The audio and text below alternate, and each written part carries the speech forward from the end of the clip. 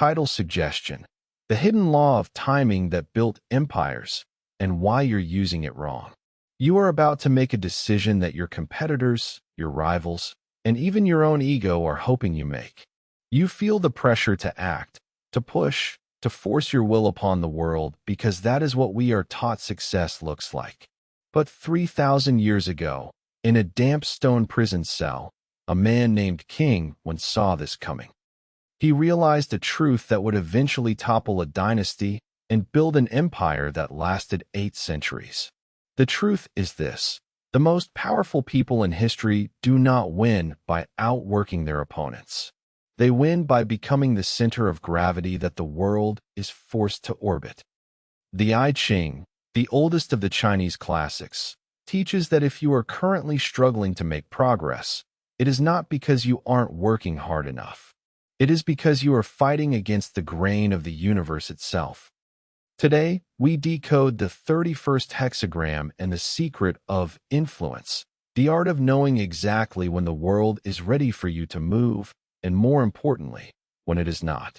Did you know that the same mathematical binary code that powers the computer or phone you are using right now was discovered in the lines of the I Ching hundreds of years before the first digital machine was ever built? The logic of the universe hasn't changed. Only our ability to listen to it has. To understand the weight of this wisdom, we must travel back to the year 1050 before Christ. Imagine the plains of central China, a land of warring tribes, and a decaying empire known as the Shang. The Shang emperor was a man of absolute cruelty, a tyrant who believed he could command the heavens through blood and fear. He imprisoned a local lord, King One, in a place called Yoli. For 7 long years, when sat in a lightless cell, his life hanging by a thread.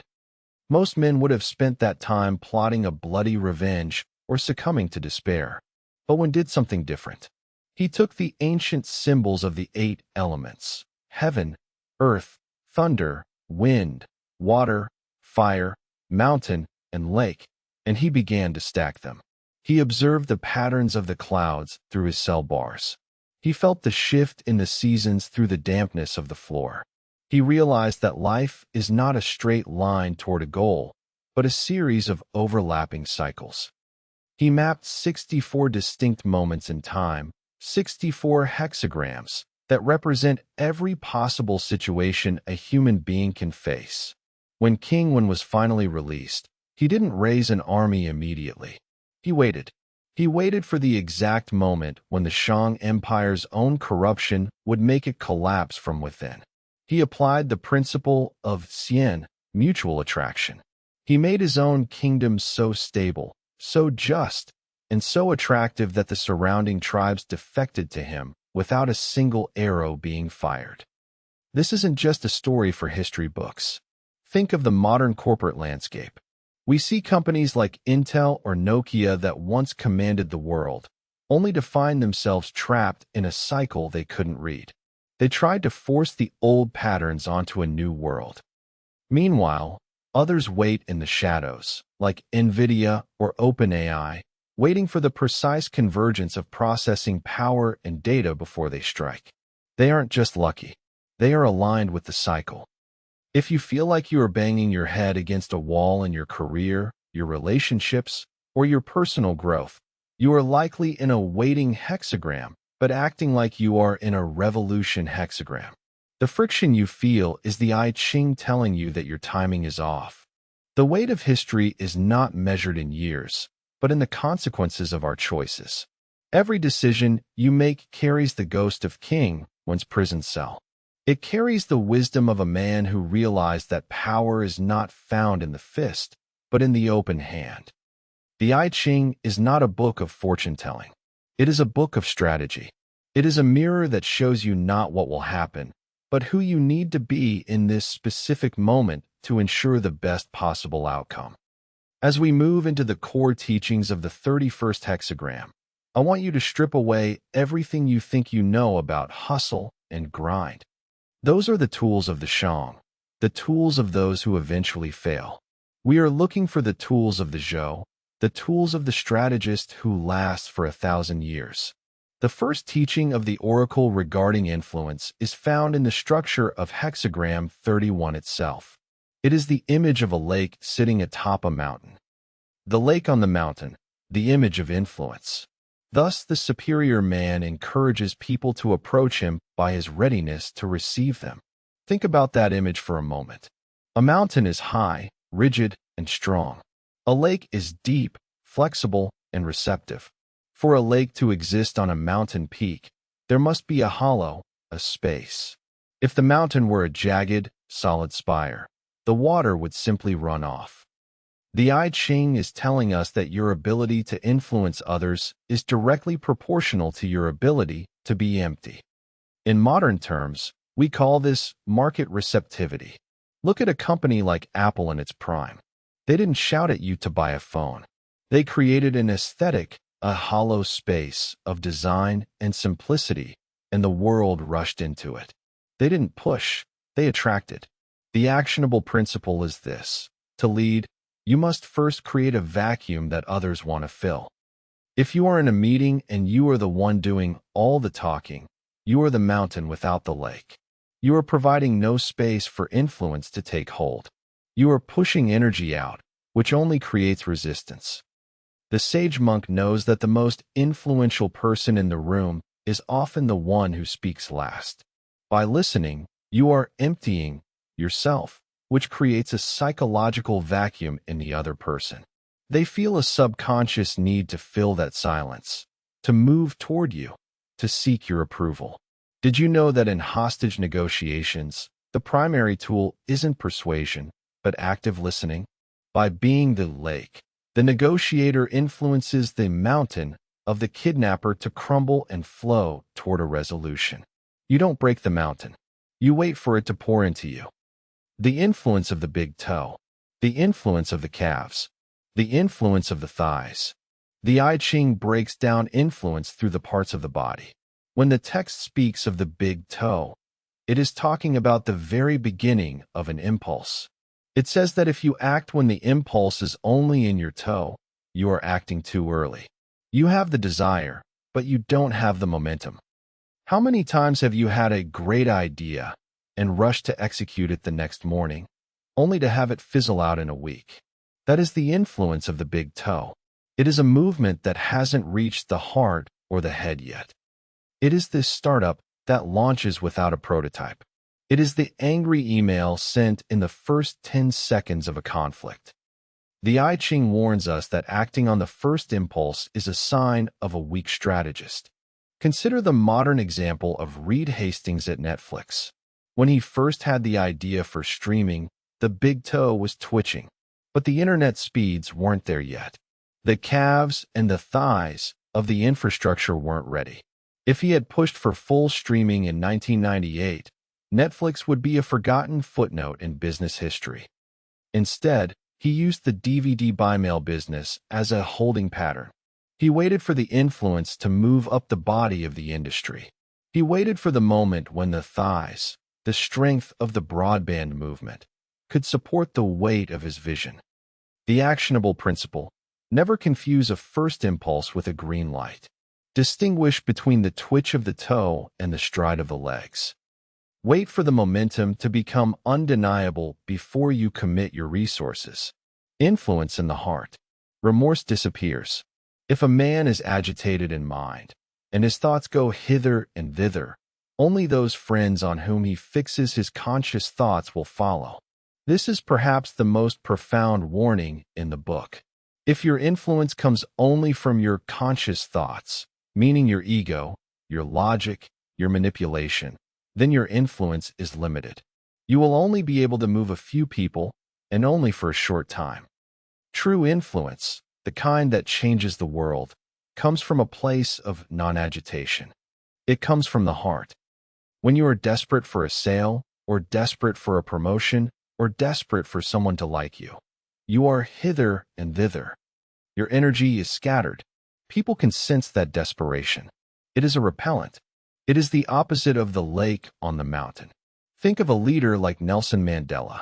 When he emerged from prison, he didn't have a complex marketing strategy to influence South Africa. He had a centered heart. He was not agitated, because he was so firm in his own internal hexagram. The entire world was drawn to him. He didn't have to fix his conscious thoughts on who to follow him. The momentum of his character made following him inevitable. Actionable principle. If you have to work too hard to persuade people, you have already lost your power. Stop trying to manage others and start managing your own internal agitation. A study from the University of British Columbia found that people are more likely to follow a leader who remains calm in a crisis than one who is technically more competent but emotionally volatile. The lake always wins over the storm. The influence of the jaws, the cheeks, and the tongue. This is the final stage of influence in hexagram 31. It refers to mere talk. The I Ching is incredibly skeptical of those who try to influence through words alone. It calls this chattering. If the mountain is empty and the heart is calm, the words don't need to be many. In our modern world, we are drowning in jaws, cheeks, and tongue. We have influencers who have no substance, gurus who have no experience, and leaders who have no followers. They're trying to bypass the mountain and the lake and go straight to the tongue. But the I Ching tells us this is the shallowest form of power. It has no root. It will blow away with the first change of the wind. The real world doesn't care about what you say you will do. It cares about the gravity of what you have already become. Look at the career of someone like Hayao Miyazaki, the legendary animator. He rarely gives interviews. He doesn't use social media. He doesn't chatter. He spends his time in the mountain of his studio, creating the lake of his films. And because of that, his influence is global and eternal. When he does speak, the world stops to listen. Actionable principle. Treat your words like a limited resource. Every time you talk about what you're going to do before you've done it, you are leaking the pressure needed to actually achieve it. Silence is the container of power. We must also look at the counterpart to influence, which is hexagram 33, retreat. The oracle says, mountain under heaven, the image of retreat. Thus the superior man keeps the inferior man at a distance, not by anger, but by reserve. Sometimes, the most influential thing you can do is to disappear. In a world that demands 24/7 availability, retreating is a revolutionary act.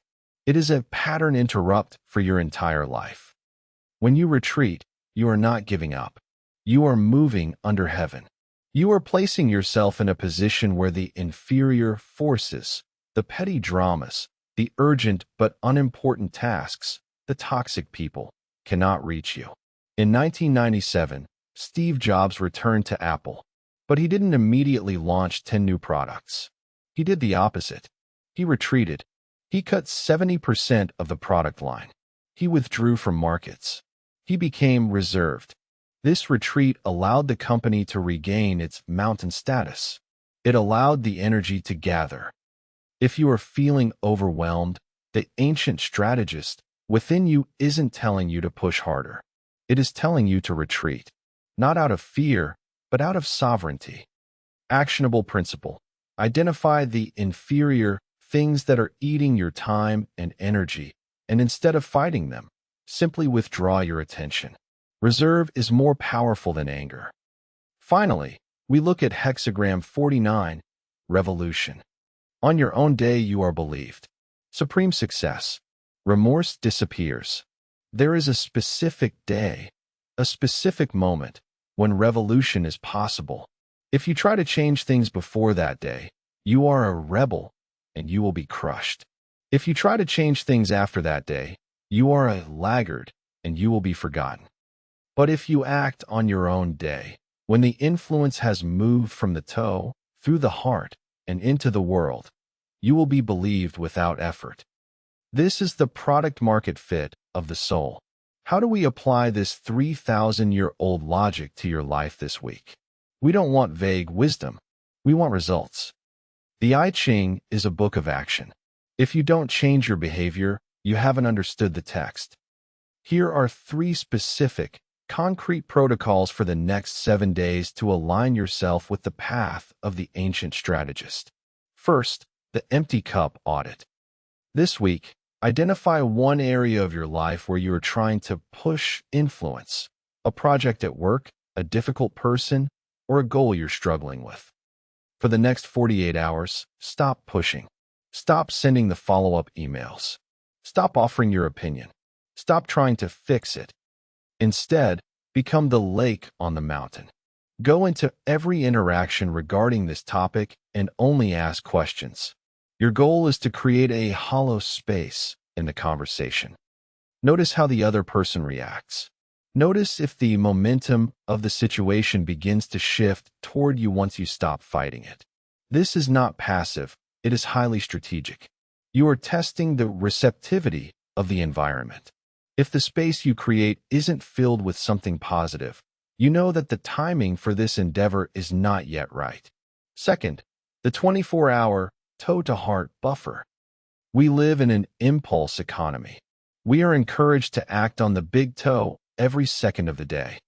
This week, every time you feel a strong impulse to buy something, to reply to a critic, to start a new project, or to quit a current one, you must apply a mandatory 24-hour buffer.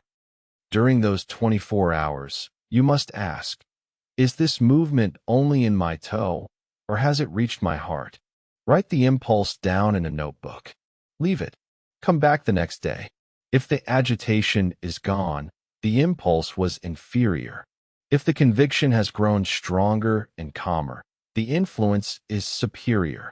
This one habit alone will save you from 90% of the strategic errors that ruin most careers. You are training yourself to wait for the thighs, the real strength, to develop. Third, the strategic reserve protocol. Pick 1 hour every day this week to retreat completely. No phone, no music, no books, no output. During this hour, you are the mountain under heaven. You are keeping the inferior world at a distance. This is not a break or self-care. It is a military-style regrouping. Use this time to observe the cycles of your own week. Are you in a period of growth, hexagram 11, or a period of stagnation, hexagram 12? If you don't step back, you can't see the pattern. And if you can't see the pattern, you are just a piece on the board, not the player. Did you know that Bill Gates famously took think weeks twice a year where he would disappear into a cabin with nothing but papers and books? He understood that his influence was born in the retreat, not in the office. These three things, the audit, the buffer, and the reserve, will feel uncomfortable at first. Your ego will tell you that you are falling behind. It will whisper that while you are waiting, others are winning. But remember the Shang and the Zhou. The Shang were winning for centuries through force and noise. But the Zhou were becoming the future through silence and timing. Which one do you want to be? Do you want a win that lasts for a day or an influence that lasts for a millennium? The world is a series of waves. You cannot command the ocean, but you can learn to surf. And a surfer who spends all their energy paddling for every tiny ripple will have nothing left when the great wave finally arrives. We began with a man in a prison cell. Kingwin didn't have a computer, he didn't have an army, and he didn't have his freedom. But he had the code of the universe. He realized that by changing himself, by becoming the superior man, who is receptive, calm, and timed, he could change the fate of millions. You are not in a physical prison, but you may be in a prison of hustle, a prison of reactivity, or a prison of anxiety. The I Ching is your key. The 31st hexagram reminds us that true power is xian, mutual attraction. It is the world meeting you halfway because you have finally stopped trying to drag it toward you. Stop trying to be the hammer. The world is not a nail. It is a living, breathing system of cycles. Learn to read the clouds. Learn to feel the dampness of the stone. Learn to wait for your own day. If you found value in this transmission of Ancient Strategy, the Oracle's Wisdom series continues in the link below. There, we dive deeper into the specific tactics of the 64 hexagrams. Don't subscribe because you want more content. Subscribe because you are ready to stop chattering and start influencing. The next episode will be here when the cycle is ready. Until then, remember, the mountain does not seek the lake. It simply is. And because it is, the water has no choice but to find it. The strategist who knows when to wait has already won.